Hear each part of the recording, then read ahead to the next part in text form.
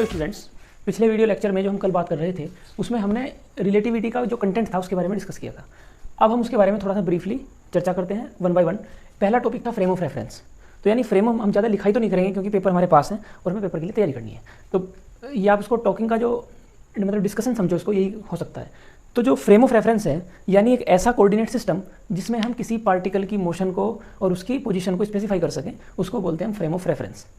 यदि अब मान लो कि कोई पार्टिकल यानी या कोई इंसान या कोई व्यक्ति ट्रेन में बैठकर मूव करता है और प्लेटफॉर्म पर एक दूसरा व्यक्ति है, तो प्लेटफॉर्म वाले व्यक्ति के लिए जो ट्रेन के अंदर बैठा हुआ व्यक्ति है वो गति में है, और यदि ट्रेन के अंदर दो व्यक्ति आपस में बात करें तो वो आपस में एक दूसरे के लिए रेस्ट में है। तो यानी ये दोनों व्यक्ति जो ट्रेन के अंदर हैं वो आपस में एक दूसरे के लिए इसलिए रेस्ट में है क्योंकि वो दोनों एक ही फ्रेम के अंदर हैं। तो यानी फ्रेम जब हम मोशन करते हैं या कोई बॉडी मोशन करती है तो वो एक फ्रेम के साथ एसोसिएट होती है जिसको हम उसका फ्रेम बोलते हैं, और वो फ्रेम जिस फ्रेम के रेस्पेक्ट में गति करता है उसको हम रेफरेंस फ्रेम बोलते हैं। अब जो पहले परिकल्पना न्यूटन ने की थी, न्यूटन की परिकल्पना ये थी कि एक यूनिवर्सल फ्रेम होता है जिसका नाम हमने ईथर दिया, और वो हर एक बॉडी हर एक सिस्टम यूनिवर्सल फ्रेम ईथर के रेस्पेक्ट में गति करता है। पर बाद में जब माइकलसन मोर्ले एक्सपेरिमेंट वो बहुत सारे इस तरीके के एक्सपेरिमेंट किए गए तो ये अवधारणा गलत पाई गई, और आइंस्टीन ने जो अपना पोस्टुलेट और अजम्पशंस दिए उनका मानना ये था कि जब भी हम मोशन करते हैं तो हम एक दूसरे रेफरेंस फ्रेम के रेस्पेक्ट में मोशन करते हैं, और वो रेफरेंस फ्रेम कोई भी हो सकता है। इवन यहाँ तक भी है कि अगर आप पैदल गति कर रहे हो और दूसरा व्यक्ति बाइक से गति कर रहा है तो आपके लिए आपका फ्रेम अलग है और बाइक का फ्रेम अलग है। तो बाइक आपके रेस्पेक्ट में मूव कर रही है, आप बाइक के रेस्पेक्ट में रुके हुए हो। तो ये इस तरीके से फ्रेम की अवधारणा आई। अब रेफरेंस फ्रेम दो तरह के थे, यानी फ्रेम ऑफ रेफरेंस जो दो तरह के थे, एक तो इनर्शियल फ्रेम और एक नॉन इनर्शियल फ्रेम। तो इंपॉर्टेंट टॉपिक ये है, क्वेश्चन यहाँ से निकलता है, यानी इनर्शियल फ्रेम। तो इनर्शियल फ्रेम का मतलब इनर्शिया माने जड़त्व, और जड़त्व मीन्स न्यूटन का पहला नियम। तो न्यूटन का पहला नियम ये था कि यदि आप किसी बॉडी पर कोई एक्सटर्नल फोर्स नहीं लगाते, जब तक आप एक्सटर्नल फोर्स नहीं लगाओगे, अगर वो गति की अवस्था में है यानी मोशन में है तो वो मोशन में रहेगा, और रुका हुआ है तो वो रुका हुआ रहेगा। अर्थात F is equal to ma। If F external is equal to 0, that is ma is equal to 0 means acceleration is equal to 0। तो ऐसे फ्रेम जो न्यूटन के, अगर आप इनर्शियल फ्रेम के लिए कंडीशंस लिखते हो तो यानी पहली कंडीशन जो लॉ ऑफ इनर्शिया का पालन करता हो, यानी फॉलो लॉ ऑफ इनर्शिया। दूसरी कंडीशन जो नॉन एसेलरेटेड मोशन में गति करता हो, यानी non accelerated frame.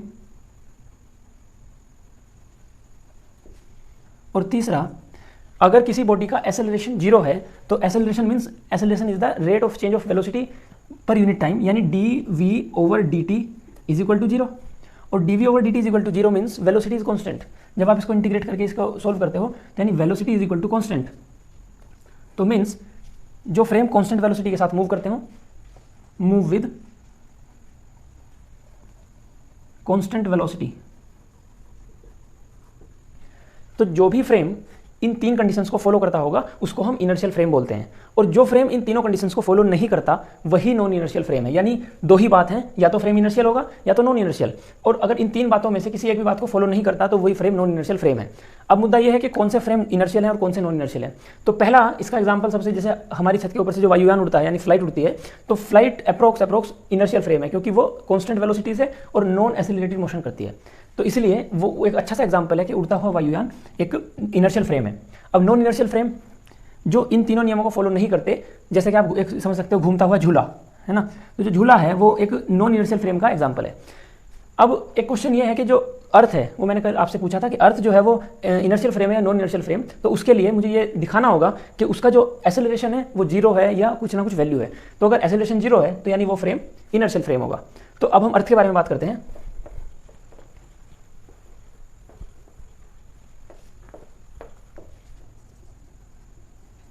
Earth as an inertial frame. जब कोई ऑब्जेक्ट रोटेटरी मोशन करता है तो उसमें acceleration is equal to omega into r square, where a is the acceleration, omega is the angular velocity, और r is the radius of Earth in case of Earth, radius of Earth. तो यानी अब अर्थ जो है दो तरह की motion करती है, एक तो its own axis and around the sun. तो यानी जब अर्थ अपनी एक्सिस के परित घूमती है तो उसको अपना एक राउंड पूरा करने के लिए एक दिन चाहिए होता है, एक दिन में अपना राउंड पूरा करती है। और जब अराउंड द सन इस तरीके से रोटेट करती है तो उसको अपना पूरा राउंड करने के लिए एक साल चाहिए होता है। तो अब दो इसकी मोशन है, यानी for rotation its own axis then time period will be 1 day. तो जब अपनी एक्सिस के परित धरती घूमती है, पृथ्वी घूमती है, तो उसके लिए उसका टाइम पीरियड यानी उसका जो एक राउंड पूरा करने में लगा हुआ समय है वो एक दिन होता है। और एक दिन को आप सेकंड में किस तरीके से चेंज कर सकते हो, यानी 24 hours into 60 second, 60 minute into 60 second, तो यानी लगभग 24 इंटू 360 तो एंगुलर वेलोसिटी, अब हम ये जानते हैं रोटेशनल मोशन से, angular velocity omega is equal to 2 pi over T, और यानी omega is equal to 2 into 3.14 into T की वैल्यू आप रख सकते हो इंटू 3600 जी। तो जब आप इसको सोल्व करते हो तो हमें यहाँ से एक्सेलरेशन मिलता है 0.05 समथिंग मीटर पर सेकेंड स्क्वायर, और रोटेशन अलोंग दी रोटेशन, अब बी पार्ट के लिए आप देख सकते हो रोटेशन अराउंड सन। तो जब पृथ्वी अराउंड द सन घूमती है तो उस केस में जो टाइम पीरियड है t is equal to 365 days into 24 hour into 3600 second.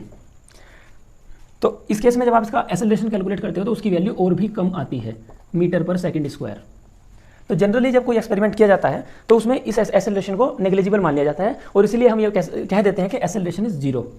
तो जनरली जो एक्सपेरिमेंट होते हैं उनके लिए अर्थ को हम इनर्शियल फ्रेम कंसीडर करते हैं। यदि ऐसा कोई ऑब्जेक्टिव आता है, ऐसा कोई क्वेश्चन आता है कि अर्थ इज इनर्शियल फ्रेम और नॉन इनर्शियल फ्रेम, तो एक्जैक्टली उसका answer earth is the inertial frame होता है। तो ये भी एक इंपॉर्टेंट क्वेश्चन है, आप इसको नोट कर सकते हो, आप इसका स्क्रीनशॉट ले लीजिए। अब हम बात करते हैं माइकलसन मोरले एक्सपेरिमेंट।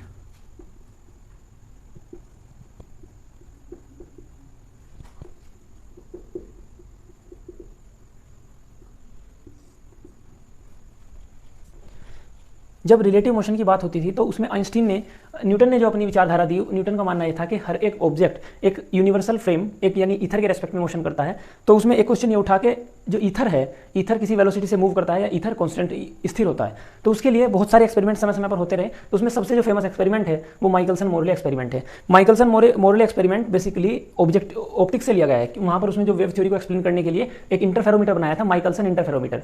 तो उसकी सहायता से माइकलसन और मोरले ने ये प्रूफ करने की कोशिश की कि ईथर रेस्ट में है या ईथर मोशन में है, और कोई बॉडी किसी यूनिवर्सल फ्रेम के रेस्पेक्ट में गति करती है या नहीं। उन्होंने ये एक्सपेरिमेंट करने का प्रयास किया। तो एक्सपेरिमेंट किस तरीके से था, मैं इसका डायग्राम की सहायता से इसको समझाने की कोशिश करता हूं। मान लो कि एक लाइट सोर्स है, इसको मैं ऐसे लिख देता हूं, और इट मींस लाइट सोर्स। तो जब लाइट सोर्स से कोई लाइट इंसिडेंट होती है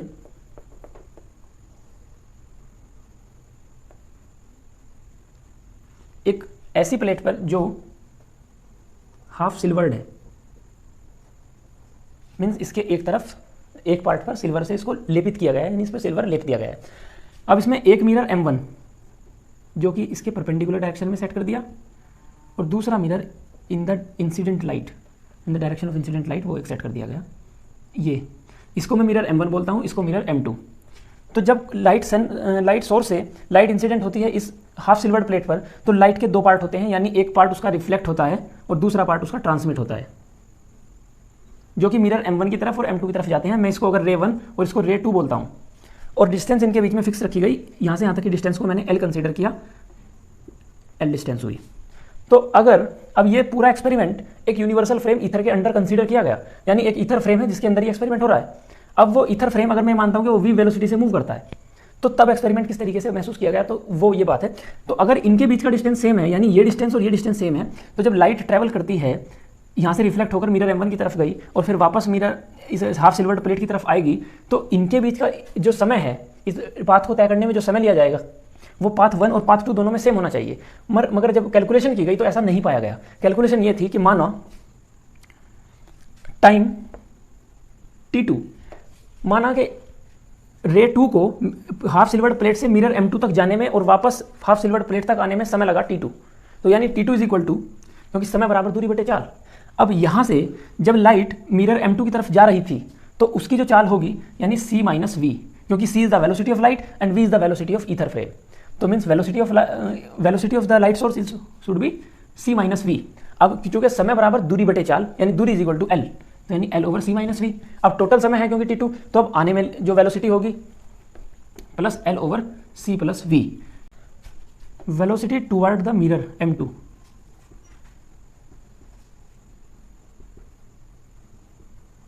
यानी हाफ सिल्वर प्लेट से मिरर m2 तक जो जाने में वेलोसिटी है, velocity toward the mirror m2 is the c minus V, and return velocity return toward silver plate should be c plus V. तो टोटल टाइम जो है t2 is equal to L over C minus V plus L over C plus we. जब आप इस calculation को solve करोगे यानी 2l c over C square minus V square, t2 is equal to यानी 2l over c 1 over 1 minus V square over C square. तो ये मुझको t2 टाइम पीरियड मिला। अब दूसरे केस में जब लाइट यहाँ से रिफ्लेक्ट होकर मिरर m1 की तरफ जाती है, अब हम ये मान रहे हैं कि जो ईथर फ्रेम है वो v वेलोसिटी से मूव कर रहा है, तो थोड़े समय बाद ये मिरर m1 भी शिफ्ट होकर इधर आ जाएगा और मिरर m2 शिफ्ट होकर इधर आ जाएगा। तो जब मैं मिरर m1 की बात करता हूँ तो जो वेलोसिटी है लाइट की, यहाँ से यहाँ तक लाइट को जाने में लगा हुआ समय अगर सी टी डैश हो और ये मिरर m1 और m1 डैश, तो distance between, second part, distance between m1 and m1 dash is equal to V T dash, और मिरर p, ये half silver plate p, and p m1 is equal to, यानी p और m1 is equal to l is equal to C T, and p m1 dash is equal to C T dash. तो जो अब इस calculation को solve करते हैं, यानी इसमें इसको आप नोट कीजिए। अब ये जो ट्राइंगल है p m1 और m1 डैश, अगर मैं इसमें पाइथागोरस थ्योरम लगाऊं तो यानी p m1 का square plus p m m1 dash का square is equal to p m1 dash का स्क्वायर। तो मैं इसको लिखूं p m1 square is equal to plus m1 dash m1 dash square is equal to p m1 dash का square. So putting the value यहाँ से, यानी m1 dash p m1 is equal to l square plus m1 dash, यानी m1 dash is equal to V T dash का square is equal to C T dash का square.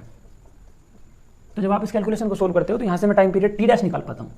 तो T dash is equal to L over C under root 1 minus 1 minus V square by C square. और ये जो T dash time है, ये light का यहाँ से यहाँ तक जाने में लगा हुआ समय है, वापस लौट कर आने में लगा समय डबल होगा, यानी t1 is equal to 2t dash, और टोटल टाइम पीरियड हुआ 2l over 1 minus V square over C square. ये टाइम पीरियड हुआ। तो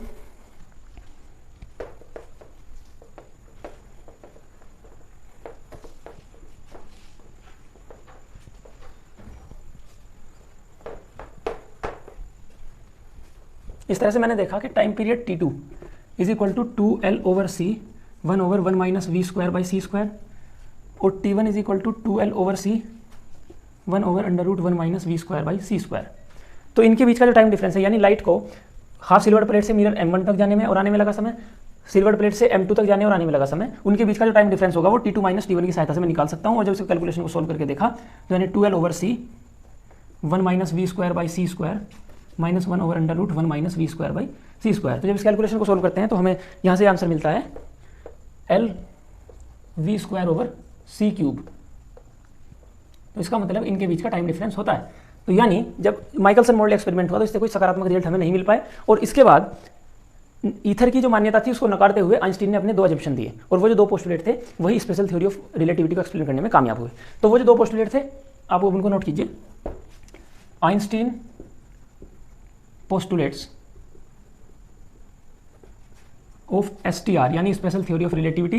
तो पहला पोस्टुलेट ये था कि अगर इनर्शियल फ्रेम 2 हैं तो 2 इनर्शियल फ्रेम या कितने भी इनर्शियल फ्रेम हो सभी के अंदर law of physics always valid होंगे और सेम होंगे। तो law of physics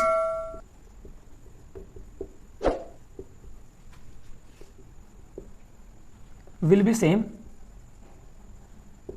in all inertial frame. तो सभी जितने भी भौतिकी के नियम हैं वो इनर्शियल फ्रेम के अंदर में सेम होते हैं। दूसरा लॉ यह था कि वेलोसिटी ऑफ लाइट